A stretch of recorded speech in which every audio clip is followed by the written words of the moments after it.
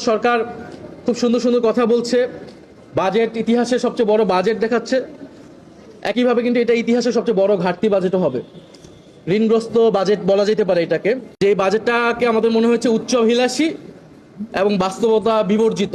কারণ আপনি দেখবেন যে এই বাজেটের 9,38,000 কোটি টাকা তারা ব্যয় করবে এবং এই আয়টা তারা বলতেছে যে 6,95,000 কোটি টাকা তারা রাজস্ব লক্ষ্যমাত্রা নির্ধারণ করেছে।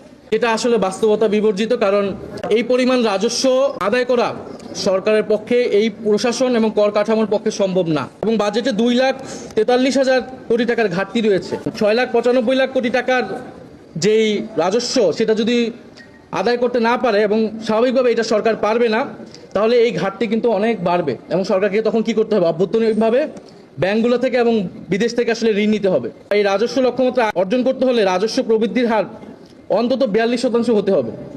এই লক্ষ্যমাত্রা অবাস্তব। দেশের ইতিহাসে সর্বোচ্চ বার্ষিক রাজস্ব প্রবৃদ্ধি হয়েছিল 27.3%। যদি আগামী অর্থ বছরে সেই সর্বোচ্চ রেকর্ড করা সম্ভব হয়, তাও লক্ষ্যমাত্রার তুলনায় 70,000 কোটি টাকার ঘাটতি থাকবে। ফলে এই ঘাটতি সরকার কিভাবে মিটাবে? অর্থাৎ সরকার খুব সুন্দর সুন্দর কথা বলছে, বাজেট ইতিহাসের সবচেয়ে বড় বাজেট দেখাচ্ছে। একইভাবে কিন্তু এটা ইতিহাসের সবচেয়ে বড় ঘাটতি বাজেটও হবে। ঋণগ্রস্ত বাজেট বলা যেতে পারে এটাকে। সরকার যখন ব্যাংক থেকে আরও ঋণ বাড়াবে, আপনারা জানেন যে ঋণের পরিমাণ 8,12,000 কোটি টাকা পৌঁছেছে, এটা বৈদেশিক ঋণ। আর হচ্ছে অভ্যন্তরীণ ঋণ প্রায় 16 গুণ বেড়েছে।